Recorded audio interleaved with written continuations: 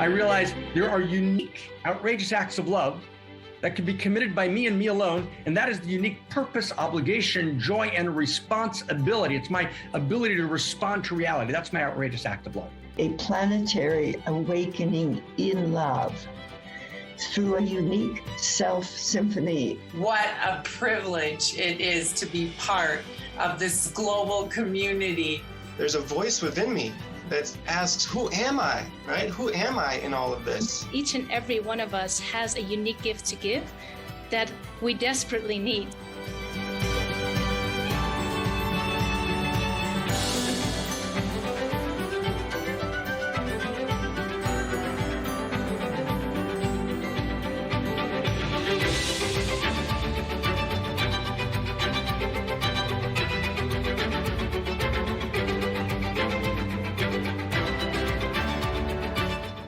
Welcome to the heart of the revolution, everyone.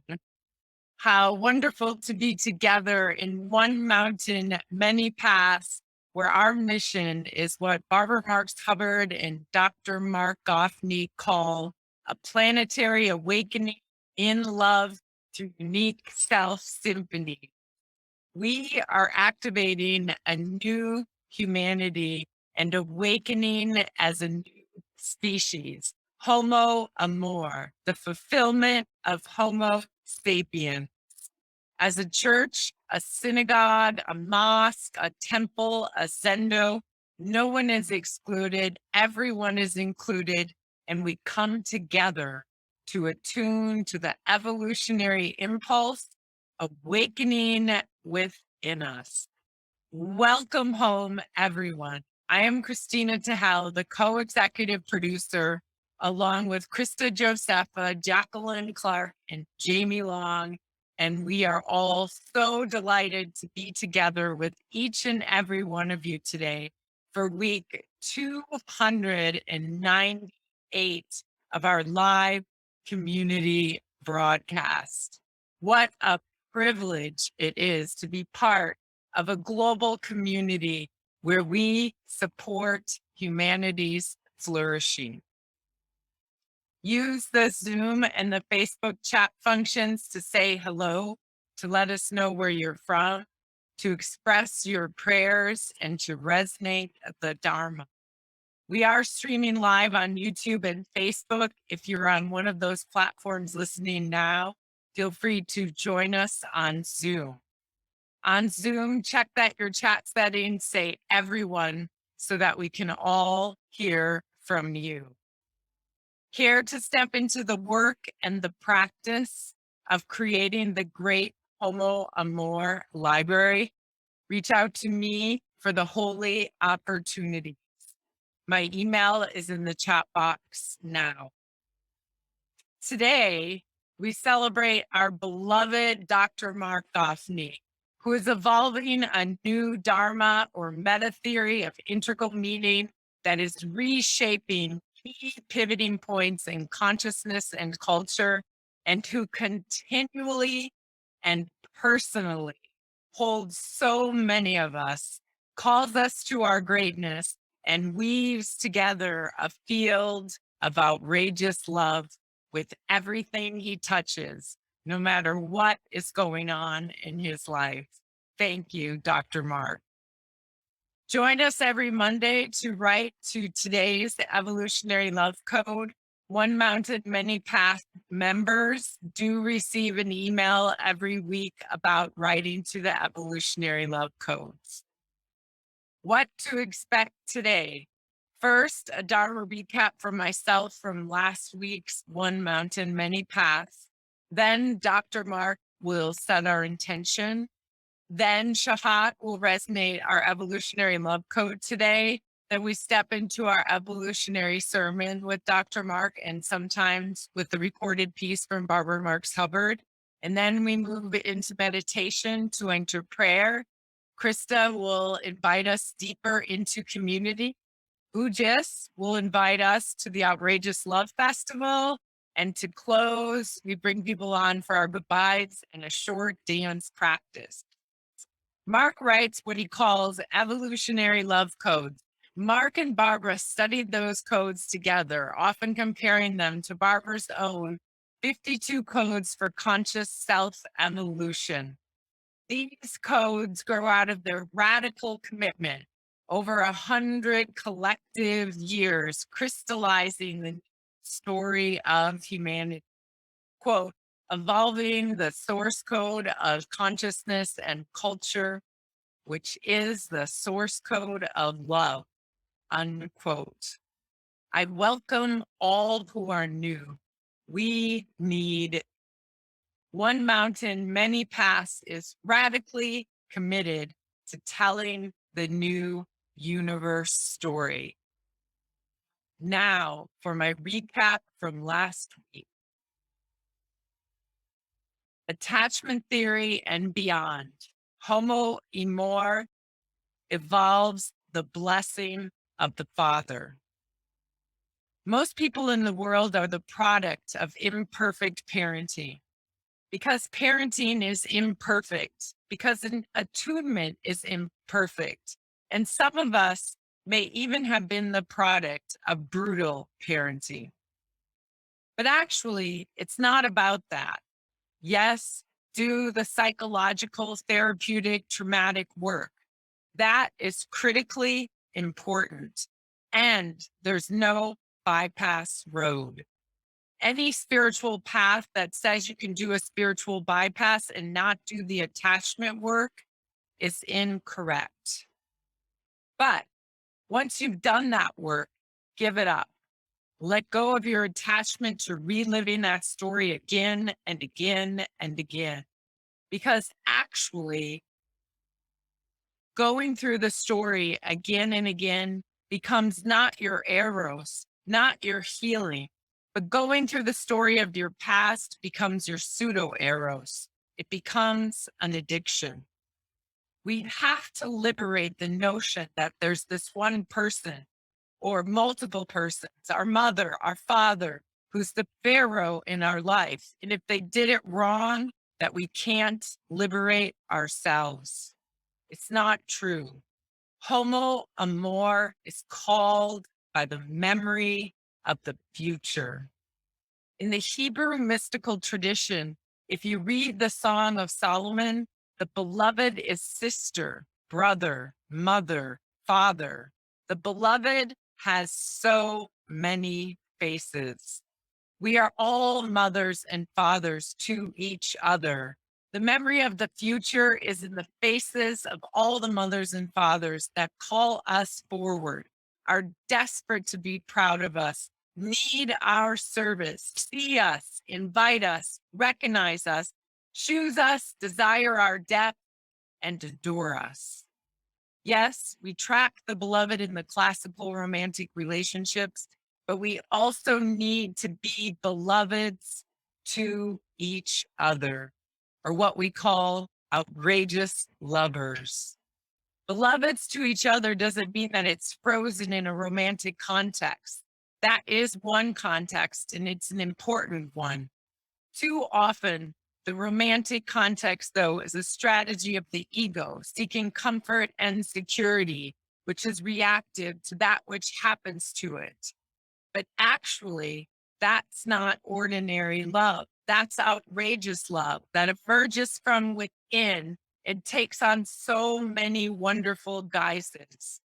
So we can be to each other at once. We can be beloved, lover, brother, sister, uncle, mother, and we can be father.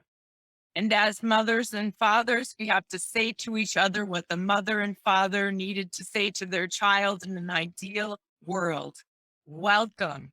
You're welcome in the universe, that the universe is a love story, and that love story is a story of evolving value and evolving love, an evolutionary love story. It's not just a social construction. When we lock ourselves in one relationship, we actually lose the power of the universe, a love story.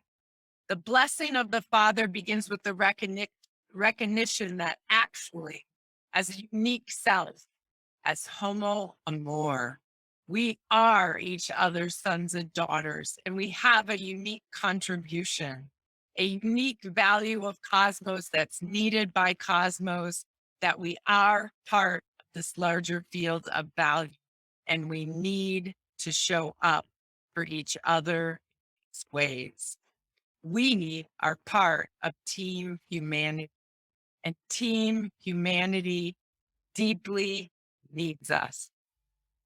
Now, I invite us to more deeply enter into the holy and sacred spaces of One Mountain, Many Paths, and I turn my word to you, Dr. Markoff.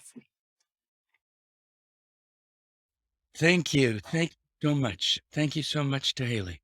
Right? It's such, what a gorgeous Dharma recapitulation. And it's such a good moment, my friends, right? To be together.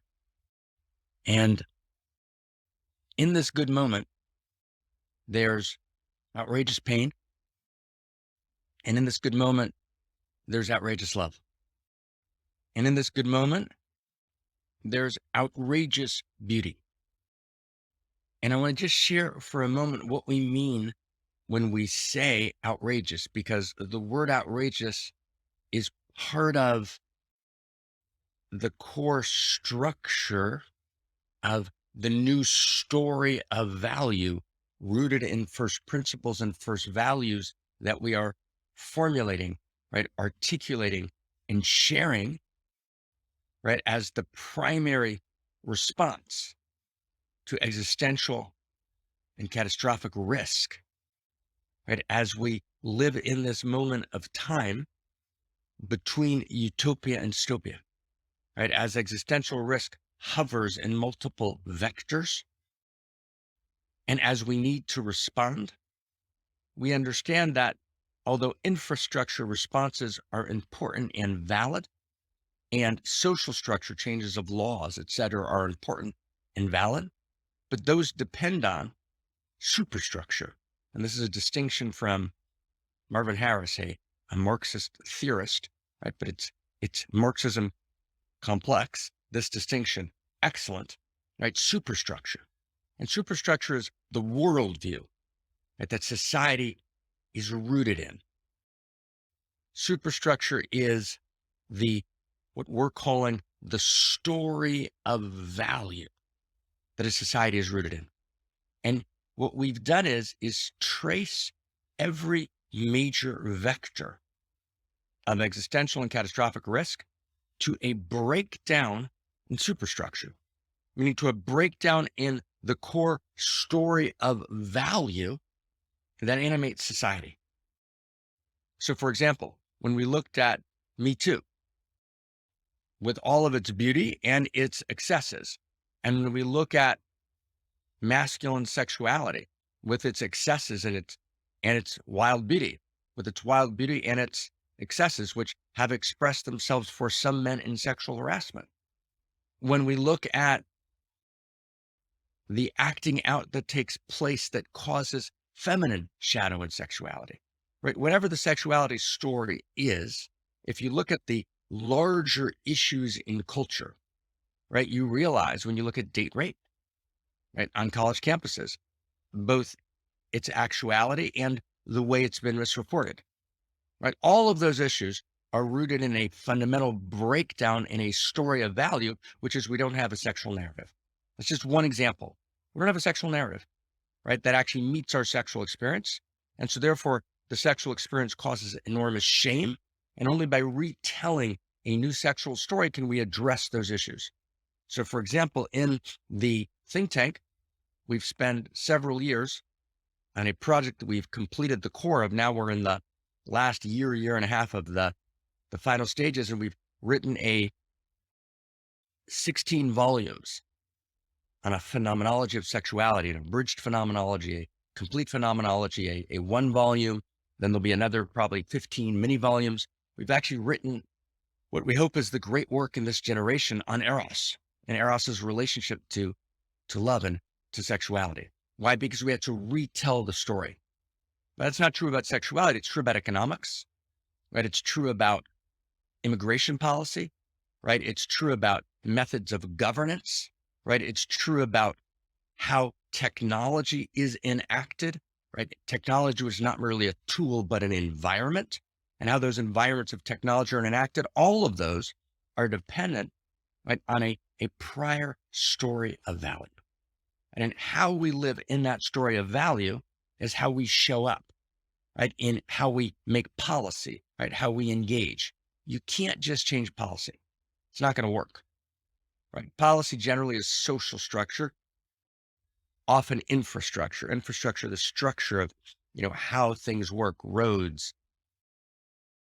technology environments, our infrastructure, healthcare programs, right?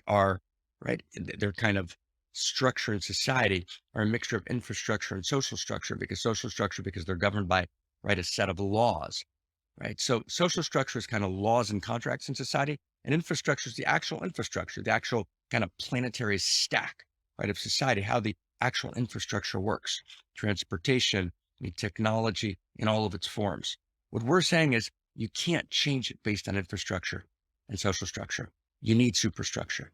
And superstructure is, and we're saying this differently than Marvin Harris would have said it, because he didn't actually understand the intrinsic nature of value, but we're emerging out of his notion of superstructure and saying there's a story that we live in, and it's a story of value, and it's rooted in first principles and first values, and we have to retell that story. That's the story that's broken down. Does everyone get that? And pre-modernity had a story of value, right, which was connected to each of the great religions, which each claimed that its value was exclusive. Pre-modernity breaks down. We realize all the religions are claiming mutual exclusivity. It doesn't make sense to us. Each one is saying that they've got the only source of value. When we go to modernity, right, and modernity rejects these claims of intrinsic value in many of its major expressions and begins the articulation of value being but a social construction. That was the major, not the only, but the major strain in modernity. And then that explodes in postmodernity, right, in which postmodernity argues for a complete deconstruction of all value. And for example, one popular historian parroting or echoing, postmodernity says all value, right, is a figment of your imagination, a social construct, fiction. And that's where we are today. We are today at a moment in which, right, the very notion of intrinsic value has been fundamentally undermined and fundamentally questioned. And our own experience of value has been challenged, right, as being, right, but our own coincidental, random, and ultimately meaningless, in any ultimate sense, meaningless human projection, right, in a world in which ultimately it's a tale told by an idiot full of sounds and furies signifying nothing. That's the root cause. And if we don't go to root cause, right, if we don't go right back to source and actually reclaim a story of value and a postmodern, right, a metamodern, postmodern, right, integral, right, a kind of new story of value, which actually can be told and can be articulated and can be scaled and can be shared and can therefore reshape, once it's shared, education, and can reshape commerce and can reshape economics and can reshape politics. That's the way it's always happened, right? When Da Vinci and his cohorts were in Florence in the Renaissance and the Black Death, the pandemic had swept Europe, they understood that the only response they could do that would be effective was to tell a new story of value. And that's what the Renaissance did. The Renaissance was, like today, right, a time between worlds and a time between stories. And what did Da Vinci and his cohorts do? Right, about 1,000 of them, right? As I mentioned probably 1,000 times here, that Paul Tillich has pointed out that there weren't more than 1,000 people involved at the inner core of the Renaissance. So there was this band, right, that got together, and what did they do? They made attempts at infrastructure and they made social structure attempts, but at the core, they told a new story. They realized that the story of value that was pre-modernity, the traditional story of value, had broken down, that we need to tell a new story. And they told a new story of value, which was modernity. Now, to the extent that modernity adopted genuine core values and articulated them, it articulated and evolved the great dignities of modernity: feminism, universal human rights, third-person gnosis, which created science, possibilities for measurement, the move from classification in the Middle Ages to measurement. All of these created the great dignities of modernity. But to the extent that the deeper philosophical understanding of modernity claimed that value wasn't actually real. And it's even as modernity was articulating values, it was actually saying in the same breath, but we're making these up, right? These are not actually real. They couldn't find a way to root the values in cosmos once they were no longer rooted in a revealed scripture. That was modernity's great collapse. And that exploded in postmodernity, which then formally, right? Postmodernity was really modernity on steroids, right? It formally deconstructed all value, right? And created a world in which the leadership, the political leadership of the world in their core, from Putin and Xi, right? In China to much of, I'd say even most of American leadership and American political leadership and European political leadership actually doesn't believe in intrinsic value, right? Right?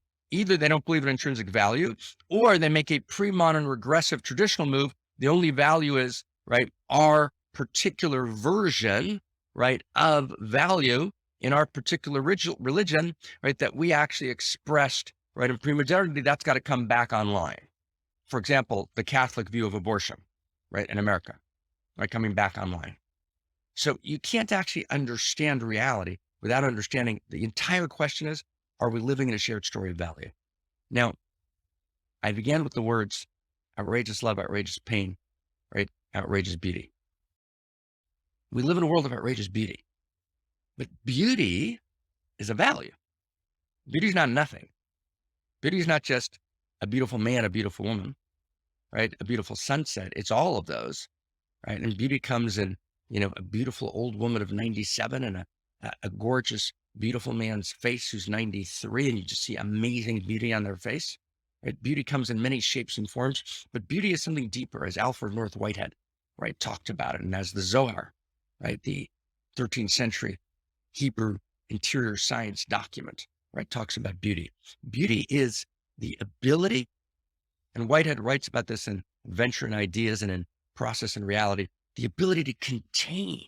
Beauty is the ability to contain oppositions, right? Beauty is the symmetry that happens, right, when diverse threads come together and then something new is manifest.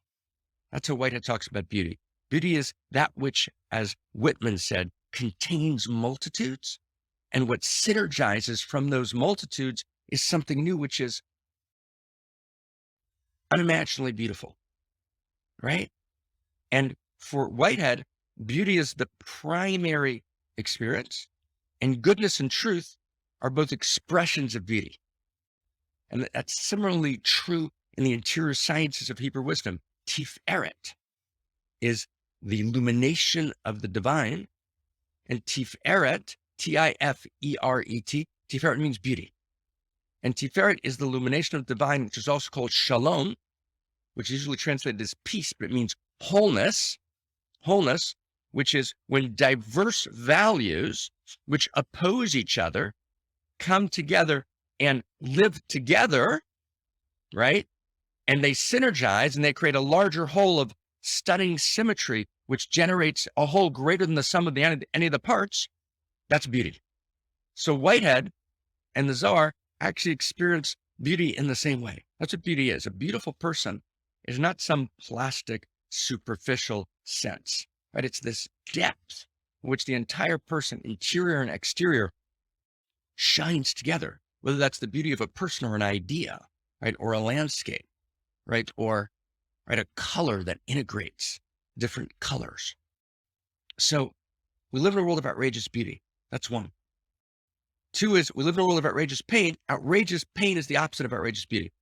Outrageous pain comes from this experience where I take one value, I reject other values. I take one experience, I reject other experiences. I take one insight, I reject other insights. And then I build my worldview based on that one value or that one insight, right? I allow my value to stand. I decontextualize it from the larger field of value. And no longer do you have outrageous beauty, right? You always get outrageous pain. Whenever you decontextualize a value from the larger field of value, and it doesn't live in creative tension with the other values that creates a new whole, you create outrageous pain. And in America, this weekend, we've seen outrageous pain as Roe v. Wade, so I'll talk about it in a second, right, was overturned in America. And our response, right, to outrageous pain, we live in a world of outrageous pain. The only response to outrageous pain, right, is outrageous love. What's outrageous love? So love, right, in this new story of value we're telling in this great library we're writing, in this particular piece, you can take a look at a book called The Mystery of Love.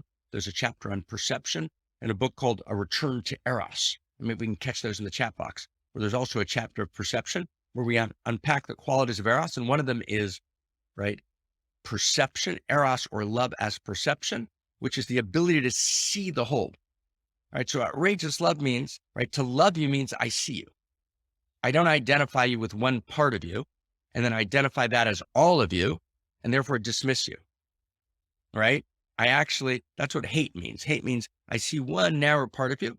It might be a shadow part of you. I identify you with that shadow. I identify you with that scandal. I identify you with that place that you fell, that place that you yelled, that place that you were, enraged, that place where you made a mistake. And I say, that's who you are. No, I can see all of you. To be a lover is to see with God's eyes. It's to see the landscape. It's to see the thoughtscape. It's to see the mindscape. It's to see the heartscape with God's eyes and to know that it contains multitudes. Love is perception. Outrageous love is outrageous perception. It's to see.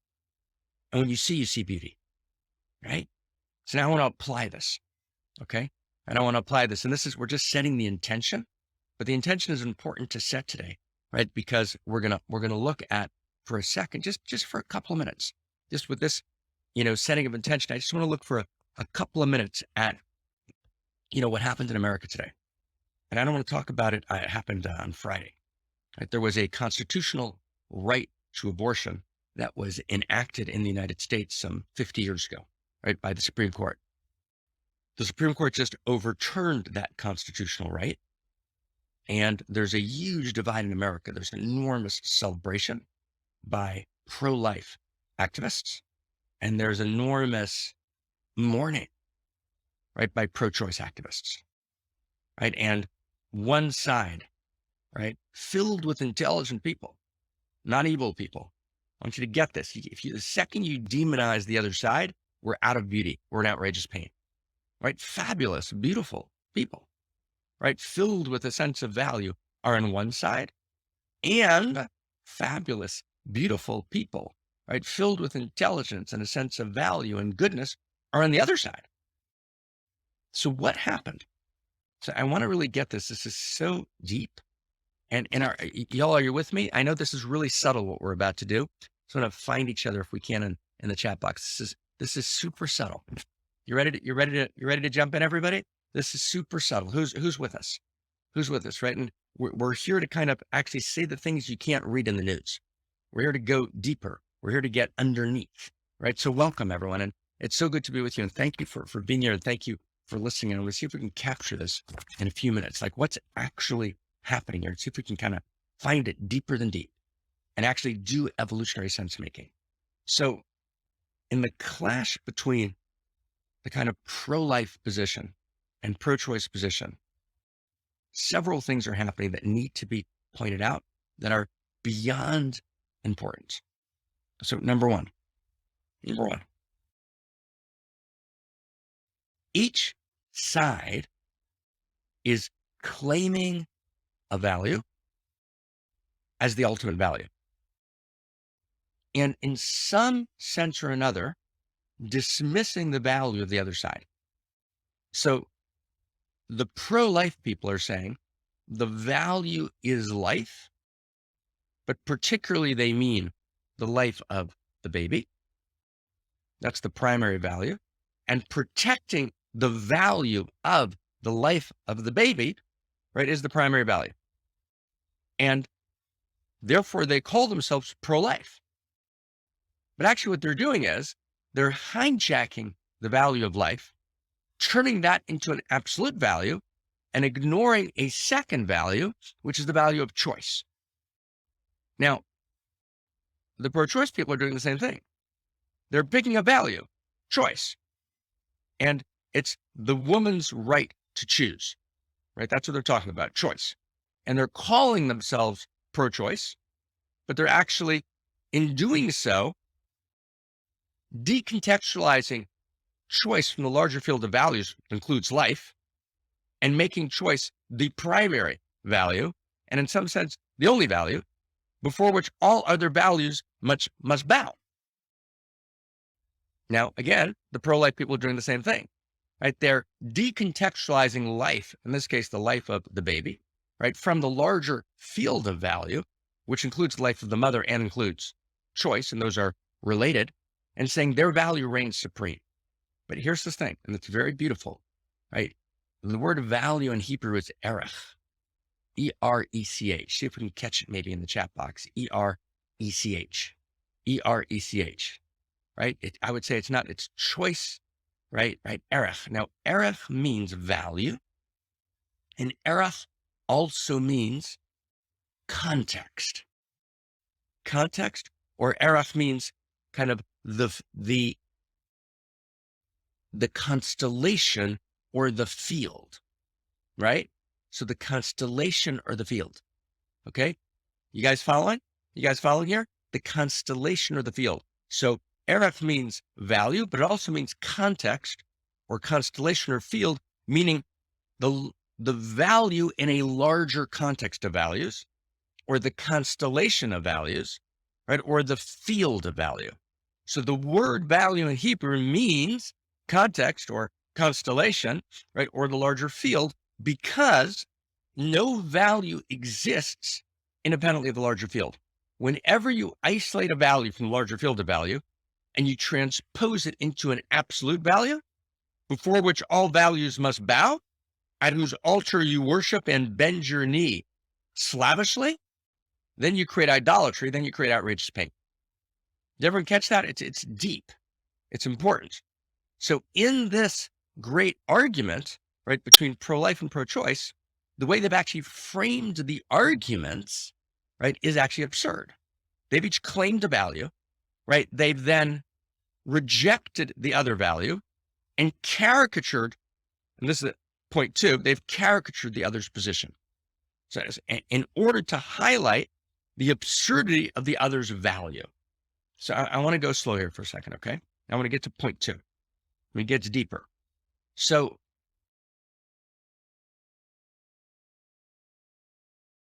when we take a position which says, and I want to get both sides of it, and I want to actually cite two texts here. One is a Washington Post article that I read yesterday, which is the key liberal paper, one of the two key liberal papers in the United States. Right? And the second is a post number 68 by a colleague of mine who we've actually chatted a whole bunch of times. We did a big public debate back in 2005.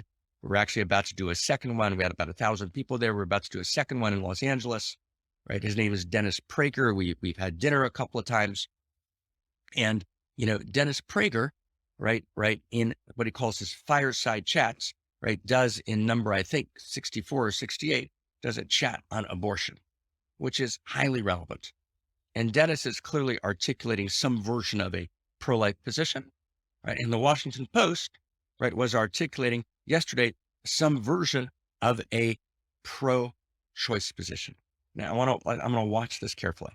Okay.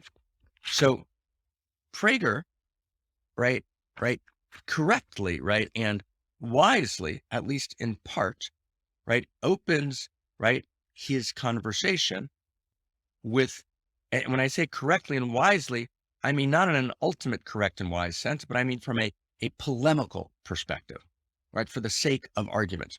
He opens and he makes this post, you know, probably, I don't know, a decade ago. And it was a moment in which in the United States, there were a number of bills, right, that he spoke about, which were being presented in legislators, right? So he presents, right, to actually argue that abortion should be a woman's choice because, after all, right, we need to have control over our own bodies. So abortion should be a woman's choice in the third trimester, right? The third trimester of 9 months, meaning between 6 and 9 months, when clearly there's fetal viability. So that's what he makes the subject of his piece. And then with that context, he's now evoked that context. So he's now evoked the context and the vision, right, of a baby that's clearly alive in the mother. And then he then makes the second point, and then he, from that perspective, within the last trimester, right, essentially mocks the notion that women should be responsible, right, for their bodies, because he says, right, the notion that we're saying that women are responsible for their bodies is not the issue. The issue is not the body of the woman. The issue is the body of the baby. Now, in the third trimester, that's clearly true. And then he goes on to say, if in fact that baby in the third trimester was born prematurely, right, and the mother killed the baby, would that be okay? Well, obviously that wouldn't be okay, right? And so then one becomes emotionally invested, right, in the pro-life position, and it seems to be patently obvious, right? And he makes the point, right, that actually it's not just about the woman's body, it's about a baby inside the woman's body, right? Which is why we don't ask the woman, how's your body? We say, how's the baby doing, right, during pregnancy, right? Clearly there's a sense of the baby, right? And that we're talking about protecting the life of the baby, right, in the third trimester. Now, when we're looking at an extreme bill, right, which Prager, right, suggests, and I haven't researched all of these bills, right? I'm actually citing Prager about these bills, but I haven't had actually time. I looked at it briefly this morning, but I'm going to actually ask, one of the research people in the gang to actually find those bills. But he's referring to, and Prager's trustworthy in that sense. He's a trustworthy source, so I trust him in that sense. I don't think he talk about bills that didn't exist, right? He's talking about this number of bills that are in legislatures that are being proposed, right, that are suggesting that you actually can do abortion in the third trimester. Now, what he's doing is he's taking the position of choice, the pro-choice position, and he's showing its expression in its most extreme form, almost a caricatured form, which is absurd, right? And that bills like that were put forth, I have no doubt, right? And I believe that those bills are, on the face of it, other than in extreme circumstances, absurd, as does virtually everyone, because everyone agrees that if there's full fetal viability and we're, in 6 or 7 months, right, the notion of an abortion, right, takes on an entirely different issue. It's not just about the woman's body, but it's about the baby. Okay, that's clear. But what has Prager done, right? He's caricatured the choice position and made choice into an independent value that stands by itself, right? And then showed it, right, to lead to outrageous pain. Now, again, when I say Prager's done it, it's not actually Prager who did it. It's actually the bills that were introduced, right, on the pro-choice side that argued for this radical notion of choice being the exclusive value, right? And therefore that would allow, in this set of bills introduced, a decade back, that would allow, I'll have to check the exact dates, right? That would allow, right, for, right, women's choice in the third trimester. That's a caricature of choice, right? Both in those who articulated those bills, but Prager intentionally picks up on that, right, in order to characterize the pro-choice position, right? That is a distortion of an extreme kind on Prager's side. Here's the other side. Washington Post. Washington Post is reporting on the overturning of Roe v. Wade, right? And a number of other outlets, major outlets did the same thing that the Post did. And they interview any number of people and any number of abortion clinics that are immediately shutting their door and refusing, right, based on, how they understand the law. And that is indeed, in certain places, there are trigger laws in states. In certain states that are trigger laws that are in place that says that right after Roe v. Wade is passed, then state laws are passed on abortion. And some of those state laws, Oklahoma, for example, will prohibit abortion immediately, right? Meaning, right, as soon as there's fertilization, abortion should be immediately prohibited. Now, let's go slow. That position, that abortion should be immediately prohibited as soon as there's fertilization, right, is an extremist pro-life position, just like the position that would allow choice in the third trimester is an extremist pro-choice position, right? In other words, a position that would say that we ignore the body of the woman and we ignore woman's choice, right? Let's say in some dimension of the first trimester, let's not talk now about what that dimension should be, right? Is actually a fundamentalist position of the worst kind that actually denies, let's go really clear here. It actually denies the depth and the wisdom of most of the great traditions, right? For example, there are important, right, Upanishads in the great Hindu tradition, right, that talk about the soul entering the baby much, much later. There's actually even Upanishads that talk about the soul, right, entering the baby at least at the end of the second trimester. That's dramatic, but let's not get that dramatic. There are major sources in the Judeo-Christian tradition, and particularly in the Talmud, right, that actually argue for the possibility of abortion in any number of quite a wide range of possibilities, right, within at least a certain dimension, right, of the first trimester. Now, in the period of time in life in which I functioned formally, right, as an Orthodox rabbi, right, within the Orthodox Hebrew wisdom tradition, right, in accordance with the laws of the Talmud, right, I was in touch with the leading decisors of the day, the great sainted sages with the long white beards who were experts in decision-making of the day, including Moses Feinstein, right, called Rav Moshe Feinstein, one of the greatest sainted decisors of the day. And we allowed abortions, right? Allowed meaning, we decided the law, right? We adjudicated the law, right? Not, in other words, and right, many, many women are involved in adjudicating this law, right? It's about the law. It's not about we, the people, right? The law was adjudicated in favor of abortion, right? Within, right, a certain dimension of the first trimester within Orthodoxy. Right? I mean, it's within the most stringent form of the interpretation of Hebrew law, right? So point being, right, when the fetus, right, steps into being a person who is in some sense independent and needs to be considered as a person, that's a very real question. And actually, there's no monopoly on that. Actually, the great traditions of spirit had an enormous range of conversations about that. And when we integrate the best of pre-modern, modern, and postmodern in order to create a new story of value, we have to integrate and actually the best wisdom of the great traditions that actually had a very sophisticated position on abortion that actually allowed and integrated two values, right? One value is choice and the woman's health and the woman's wholeness and the woman's well-being and the woman's possibility, right, for expression in the world. Another value, right, articulated protection of the baby and the life of the baby. And clearly those are both values and those are both critical values. And the second we step out of the field of value, right, and this is critical, right, the second we step out of the field of value, there's no possibility, right, of actually coming to a higher synergy, to higher beauty. And to be clear, these decisions need to be made by the depth of understanding, not by men or women, not by patriarchies or matriarchies, but by men and women working together, particularly within, Hebrew wisdom.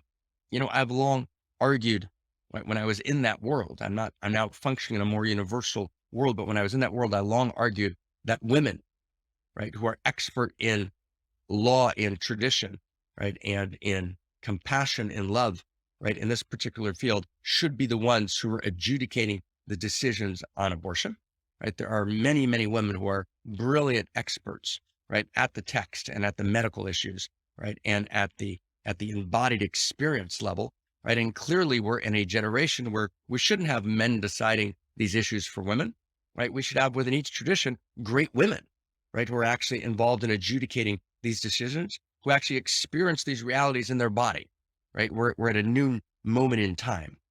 So, although patriarchy is a complex word and it's overused and misused, right, it also has some legitimacy, right, and some importance. And so let's take patriarchies out of this conversation. Okay.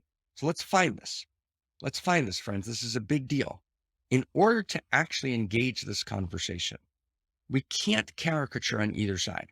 We can't do the Washington Post caricature, right, which says, right, that actually the intention of, right, all legislation, right, on abortion, right, is, right, to actually disallow, right, abortion at the moment of fertilization, right? That's actually not the case, right? Nor should it be the case, although, but now stay, although the Washington Post is absolutely right that there are states that have articulated trigger state laws, right, in which a law is going to be triggered 30 days after Roe Wade is overturned. They've been on the books for many years. And some of them, right, and I've got to check each one of them, but at least one of them I know right now, it actually triggers a law which makes abortion immediately illegal. So we'll have to look, right? I haven't had time to research all of the detailed legal issues, right? But clearly there are serious voices in the pro-life camp that want to do, right, what the Washington Post is claiming. And that would be a complete fundamentalist move, right, which idolizes, it's idolatry. It's the idolatry of one value, which is the idolatry of the pro-life vision, which says, right, we have to protect the life of the baby, which they argue gratuitously against the great traditions of most of the religions. As they argue gratuitously against the great traditions of most of the religions, begins at fertilization. That's extremism. Extremism means you pick one value, you decontextualize your value from the larger field of value, and then you say you can never have enough of your value. Does everyone get that? That's not outrageous beauty. Outrageous beauty incorporates and integrates contradicting values, right? Contradicting values, right? In any state, and there are real laws, right, in real states right now that are claiming that position, which is a complete violation of spirit. I want to say that really clearly. There are real states and real laws that are making that claim right now, not the entire pro-life, right, movement, but there are clear, powerful expressions of it happening right now, and that is idolatry. I just want to say it clear, that's idolatry. That's the taking of one value. It's an extremist fundamentalist position. It's the decontextualization of that value from the field of value and the propping it up as an absolute for which we must all bow. So that's one, right, extremist position on the pro-life side. But then you have, right, on the pro-choice side, you have and it's part of what's fostered this, not all of what's fostered it. It's been fostered by both sides, but part of what's fostered it is the kind of bills that Prager described, right, which argued for, right, a choice possibility, even in the third trimester, which sent ripple waves of shock, right, through the pro-life community and created a counter reaction. So here's the thing, right? The demonization of either side, which is the demonization of the other's value, or more specifically, the transformation of my value into an absolute, before which all other values must bow, right? That is outrageous pain. Outrageous pain can only be responded to through outrageous love. Outrageous love is a perception.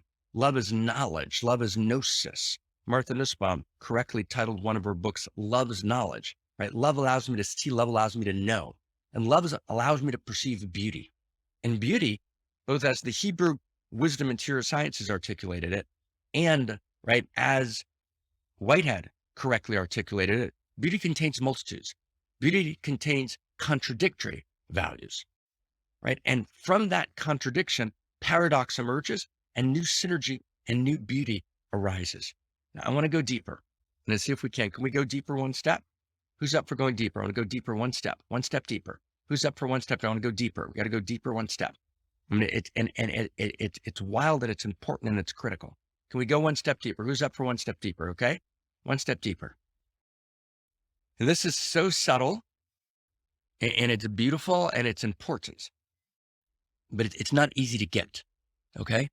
It's not easy to get. So let's go step at a time. Let's go deeper for a second. Paradoxically, both the pro-life, right, and the pro-choice position, I believe in their own interior, have stepped out of what I would call the field of value.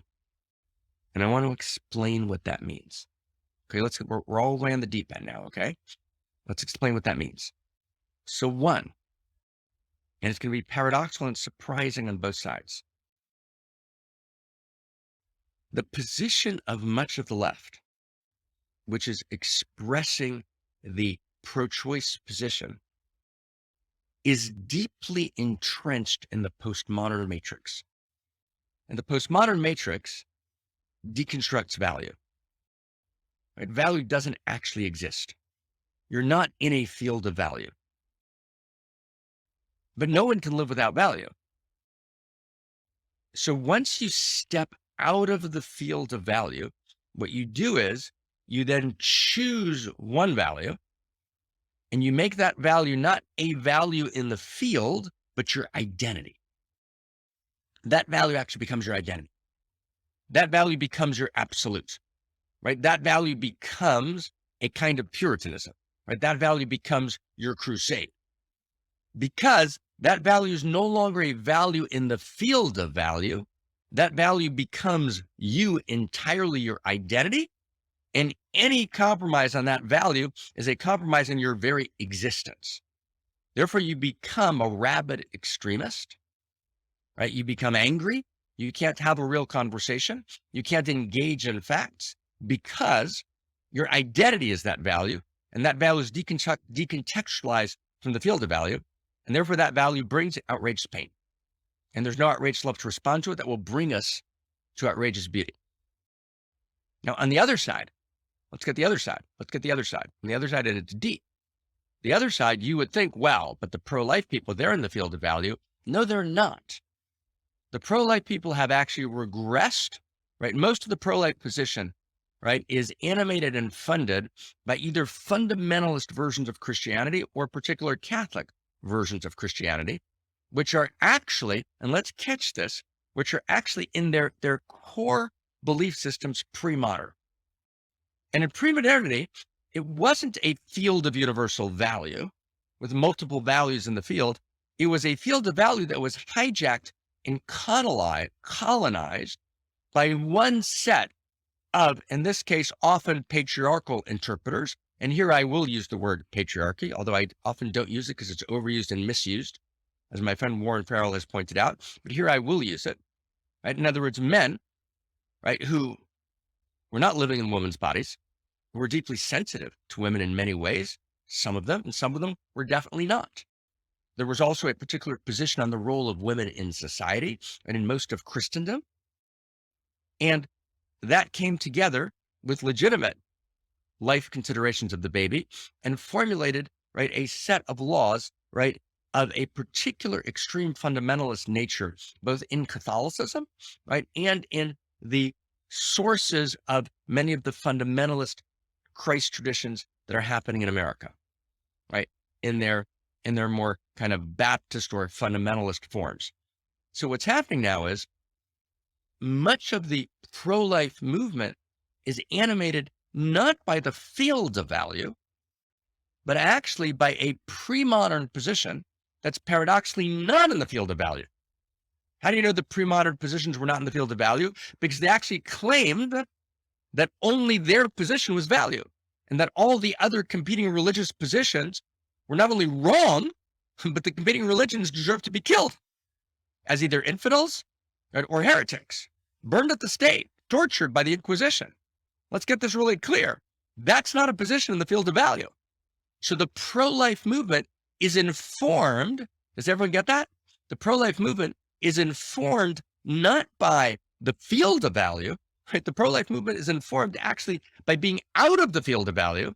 They've stepped out of the field of value. They've caricatured the field of value and hijacked it. So therefore, now their identity, right, is bound up with their parochial, self-aggrandizing, essentially narcissistic position, right? It's us and it's no one else. And therefore it can't consider other very substantive, saintly, religious positions on this issue of abortion that take fundamental issue with any of the extreme expressions of it. For example, right, no allowing of abortion during at least some segment of the first trimester, which is absurd, which is utterly absurd. And to be clear, I myself have legislated abortion cases, right, with women, right, who were experts in the law, right, together, right? When I say legislated, wrong idea, wrong word, adjudicated, right, in which I encouraged the woman in those conditions to get an abortion, right, together with her husband, because it would have actually destroyed her life. And did I think I was destroying a baby's life? Absolutely not. There's very, very saintly, reasoned, stunning positions of some of the deepest hearts and minds, right, looking at the law, right, in the Talmud, right, that supported that ruling. All of that has been thrown out by the pro-life expressions in their extreme forms, which are decontextualizing one value from the field of value in a pre-modern way in which only their interpretation of that value, right, is considered in any way legitimate. Wow. Wow. Right? Does everyone begin to see it? Right? In other words, you begin to see what we mean when we say that in order to evolve the source code of consciousness and culture, in order to move beyond polarization, we have to actually tell a new story of value, which is a story of outrageous beauty. And outrageous beauty means that we've actually articulated a story of value rooted in first principles and first values, in which choice and life are obviously, right, both first principles and first values, out of which synergy emerges, which generates and a response to outrageous pain through outrageous love, which is outrageous beauty. Now, remember, and this is really, really important, when you step out of the field of value and you choose one value as your idolatry or as your identity before which you kneel and which you can't compromise on, and idolatry before which you kneel, your identity on which you can't compromise on, you create outrageous pain and you create polarization. You create polarization because you've stepped out of the field of value. And so the two values clash with each other, and each side thinks they're representing value. They're not. They're representing narcissistic identity or idolatry. Right? Do you get that? Now let's go one last step. Yeah, everyone gets to get this. Literally one last step. We together, one last step, everybody? One last step. That's really beautiful. If both sides step into the field of value, then they share the field of value together. And I want to get this really clearly. And this is a big deal, right? And this is a whole new notion. So imagine you step into your true identity. What's our true identity? So we know, as Albert Einstein correctly pointed out, right, that separation is an optical delusion of consciousness. The notion I'm a separate self is an optical delusion of consciousness. It's not true. There is no ultimate separate self. Separate self is real, of course, but I should experience myself as an individuated separate self with appropriate boundaries. That's, of course, real. But that's not my deeper identity. My deeper identity is that my separate self is located in a larger field, right? And I don't exist, for example, without certain microbes right at the bottom of the sea. I actually have no life without them. I have no life without the coral reefs. I have no life without the larger field of the biosphere. I have no life without the larger field of consciousness. My consciousness is not a separate consciousness. I'm living in the field, right, of love intelligence and love beauty and love desire and love consciousness. We call that true self. Okay. Now, true self in that field. So in that field of true self, is there any difference between Mark and Elena or Shahat or Mark and Larry? None. Right? We're all the same in true self. And in the field of true self, there's one true self. The total number of true selves in the world is one. True self is the singular that has no plural. It's the seamless code of the universe. It's the one heart. It's the one eros. It's the one consciousness that animates the four forces, right? That is, as systems theory points towards in its deeper expressions, not in its surface expressions, right, is kind of the one cosmos, if you will. Right? That's why it's a uni-verse, uni-verse. It's one text. That's true self. Now, true self, and this is subtle, it's beautiful. True self is the same as the field of value. Value is true self. Value is consciousness. Consciousness is value, right? Right? And it's values everywhere. You know, a lot of times today we talk about post Claude Shannon, we talk about information. But, you know, Claude Shannon's one of the fathers of information theory, but Claude Shannon actually wrote a paper with Warren Weaver where he pointed out that what information is at its core is not bits and bytes, which is how it was used in information theory, but actually, as Warren Weaver writes with Shannon, like 1948, actually information at its core is meaning or value. Right? In other words, when three quarks right, associate with each other, two down quarks and one up quark, right? Two up quarks and one down quark, one's a proton, the other's a neutron. That which brings them together to create a proton and neutron, that's value, right? There's values that exist from the first nanoseconds of the Big Bang when gazillions of quarks reign, and there's only 16 kind of particular configurations of value, which create 16 forms of quarks, right? I mean, it's wild, right? The universe is not random in any sense, shape, or form. The universe, right, has a dimension of spontaneity and contingency and freedom. And in its core, that's in the context of enormous beauty in which opposite synergizes in fields of value and configurations of intimate coherence. So the field of value is like the field of true self. And this is, and I may have lost a couple of people here because I know it's a deep dive. See if we can get it. True self is the singular that has no plural. It's the field of one consciousness. Consciousness is the same as value. Consciousness and value are inextricably entwined with each other. So just like there's a field of consciousness, which we're all part of the same true self. There's no distinction between Mark and Shad or Mark and Elena in that field of one consciousness, right? That field of one value. So the second we all step into the field of value, we recognize each other in the field of value. We're part of the same true value.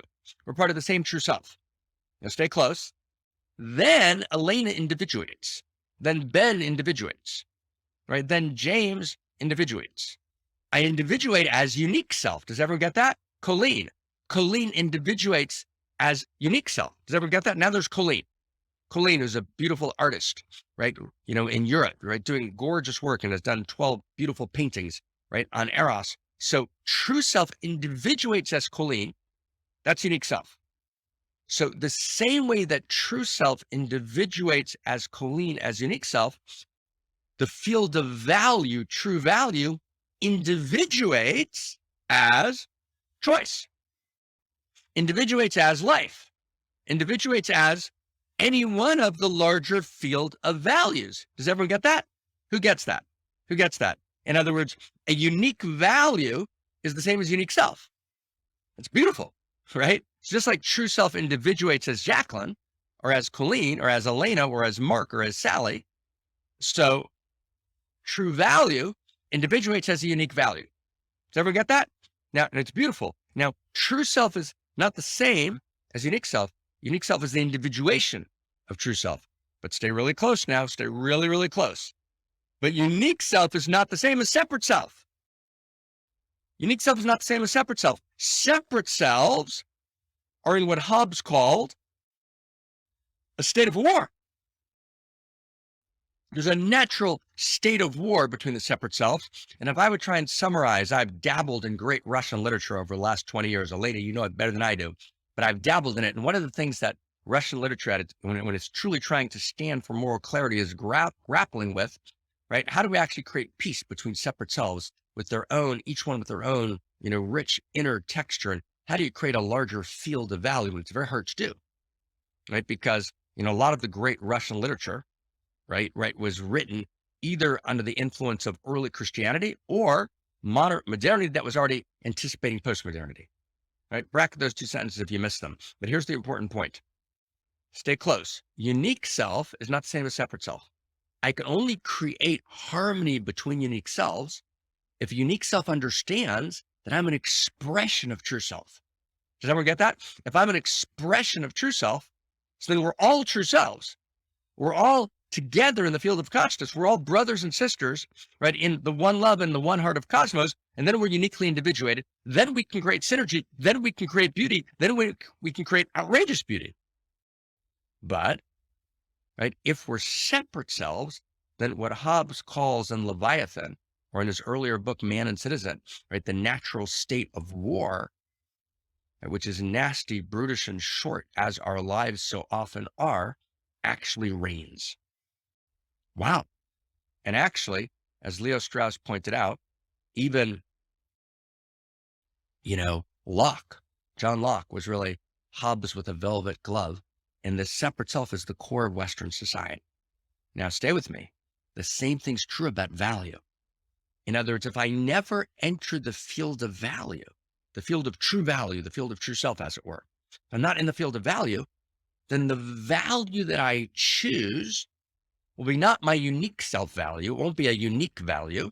right, which is the same as unique self, in which those unique values that emerge from the field of value can synergize, it will rather be a separate value, just like separate self. It'll be a separate value. And because it's a separate value, those two values will clash.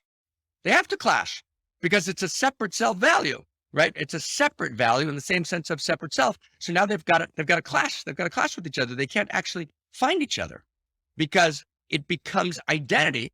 Just like in the realm of self, separate self becomes identity. It becomes an ego identity, which I have to defend at any cost. So too, the separate value becomes my identity, which I have to defend at any cost. And paradoxically, both the pro-life and the pro-choice movement in the ways we've outlined today have stepped out of that field of value. So they don't recognize each other. They don't find each other in the field of one value. If we found each other and experienced each other in the field of one value, then we'd be able to synergize. We wouldn't come to this day of outrageous pain in America. This is deep, friends. This is deep. This is what we mean by a source code evolution. Now, did anyone, right? That's exactly correct. There's no intimacy between values. Intimacy between values only takes place, right? And intimacy between values allows for, what is intimacy? Intimacy is shared identity in the context of otherness. That's the intimacy formula. So when you have intimacy between values, you can create a shared identity between two opposing values in the context of otherness, where the integrity of each value is honored. That's huge. So actually, this entire conversation, right, could be understood in terms of the tenets of intimacy. Intimacy equals shared identity in the context of otherness. You apply that intimacy formula to values, and you have our whole conversation today. And Jamie, we should put this in tenets of intimacy. Right? Wild, right? Now you begin to see what the center's doing. Right? This is what we're doing together. This is what we're doing as Unique Self Symphony. We're actually articulating a new story of value, because right now there is no story of value. The superstructure has broken down. We need, right, what my friend Daniel calls a third attractor, right? I call it the new strange attractor. We need a new, I call it, right, in other writings, a new allurement, right? We say that a complex system is based on allurement. A complex system in which the whole is greater than the sum of the parts, and a complicated system, which is fragile, has no allurement. And I shared that distinction with my brother Daniel about 5-6 years ago, that the core, right, to actually generating, right, a new story of value, right, is actually recognizing and articulating a vision of value which is intrinsic to cosmos and evolves. It's evolving value, but there's intrinsic values. Once we have evolving values that are intrinsic, then we're in a field of allurement. Right? Because value allures, right? The nature of value is that value allures. Value is, and this is really important, and we'll finish with this, value is eros. Eros is value and value is eros, right? And so eros generates allurement. When you're not in the field of value, there's no allurement. So what happens is you manage to find the position of your adversary non-alluring, even ugly. You caricature it as being ugly. You caricature the pro-choice position in an ugly way, and you caricature the pro-life position in an ugly way. But when you step into the field of value, you're in the field of eros. You're in the Tao. When you're in the Tao, then all values have a place in the Tao, and they're beautiful. Now you're moving towards outrageous beauty.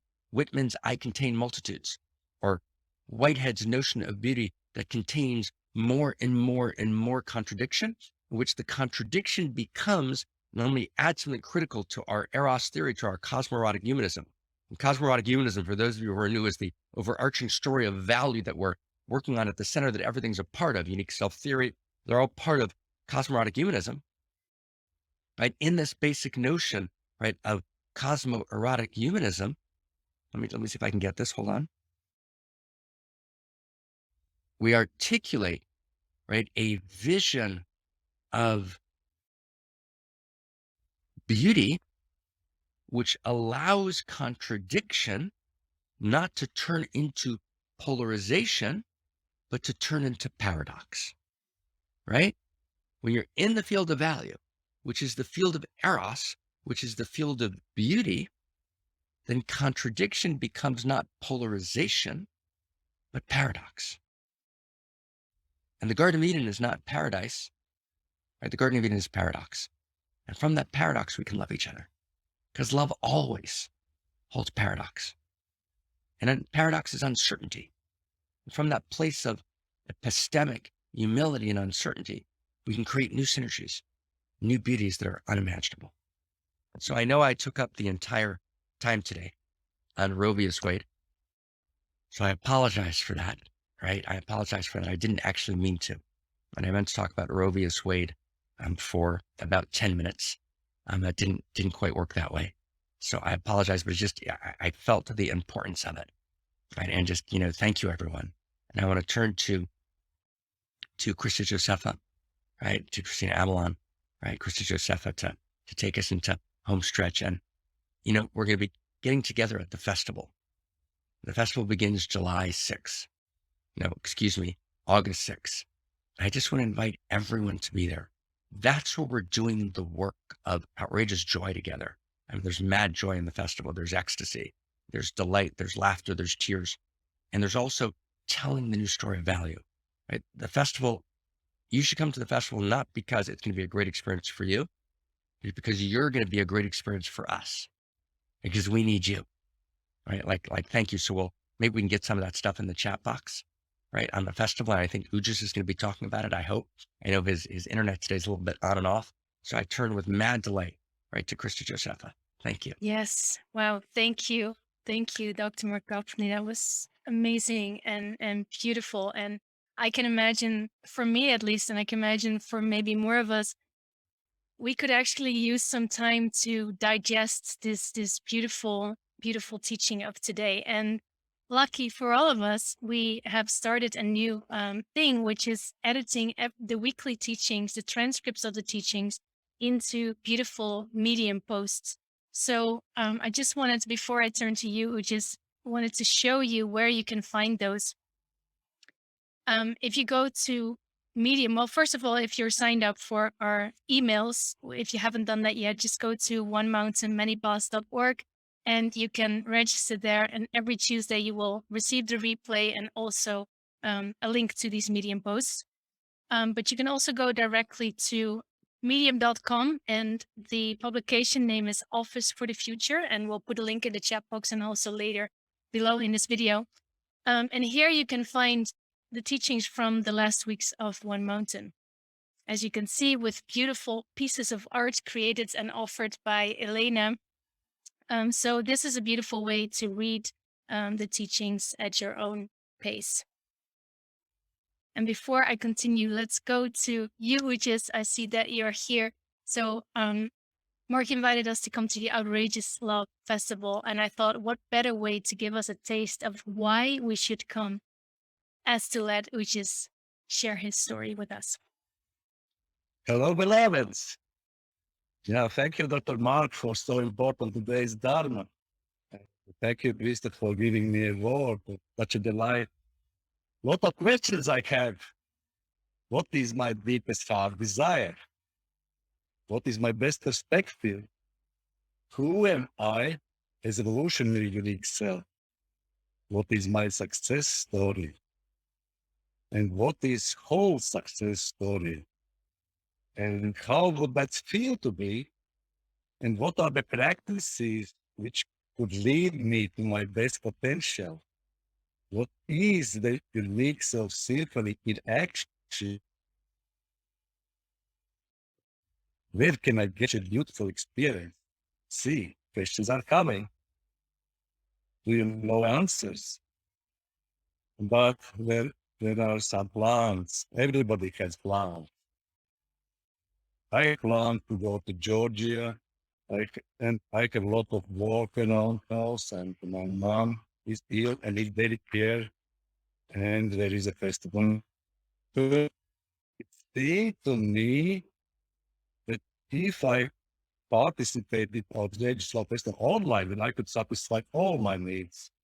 But how about getting to the festival? How to meet face in face with my soulmates, feel this field of love, field of desire, value, field of consciousness. As why? How to wake up for greatness every day, be alive fully, grow up and show up. And there is a war and children dying. Reality needs new structures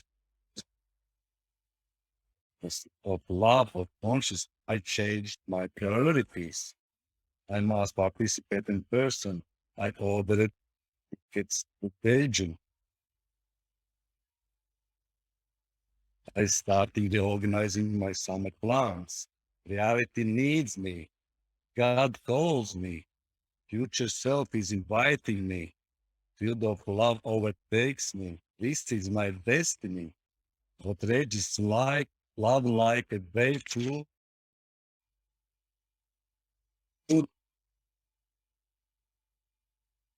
I say, yes, I'm coming. Show up more than anything else. I want to show up more than anything else. This is my soul's intention. I want to be a richest lover. I want to be together with all of you, my beloved homemakes. Deep bow and gratitude to Dr. Mark, to Chapat, to Krista and Claire for that huge work and organization of the festival, in order that I could be and all of us could be and become our great lovers of the future. Thank you, everybody, for being together. Stay close.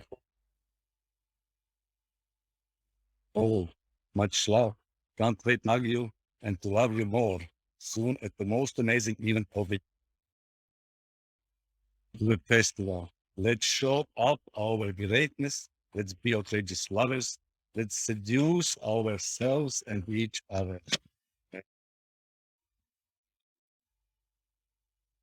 Thank you, Ujas. That was just wonderful. And I could feel your heart oozing out into the space. And you are such an example of stepping in with the fullness of your heart and all of your being. And I just want to thank you so much for sharing your story with us and inviting each and every one of us to show up for the evolution of love and come to the Outrageous Love Festival this summer, August 6th until August 12th. And you can also participate online if it's not possible for you to travel to Europe. But like we just said, there's so many reasons not to come. My mother is sick. I had other plans, but actually to show up and make it happen, that is a beautiful, beautiful commitment. So I really hope to see you there.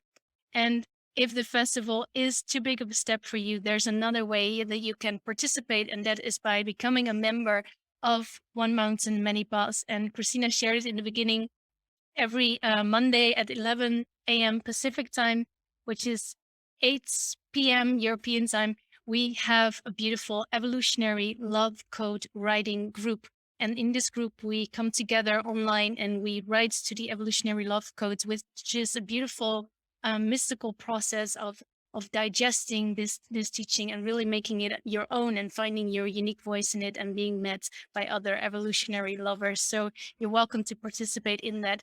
If you do want to sign up to become a member, you can go to onemountainmanypaths.org, which is this one. And if you click here on the top on partnership, you can read all about what it means to become a member. You can choose your own contribution because we do want to make this beautiful Dharma available to everyone. But we do encourage you to give as much as you can. And most people are giving around $100 a month. And for that, you will get access to 9 beautiful in-depth study courses, which you can find here. And if you click on each, you can read a little bit more about those. So please do sign up, support this revolution, and become a part of this beautiful, unique self symphony. And with that being said, we're going to dance this symphony into outrageous love by turning on our cameras. You can do that by clicking on the link. You will get a pop-up inviting you to become a panelist. If you click that, you will be able to turn on your camera. And as we're doing that, we're going to play some revolutionary music to feel this Dharma in our body for a little bit of a dance party. Christina, please take us inside.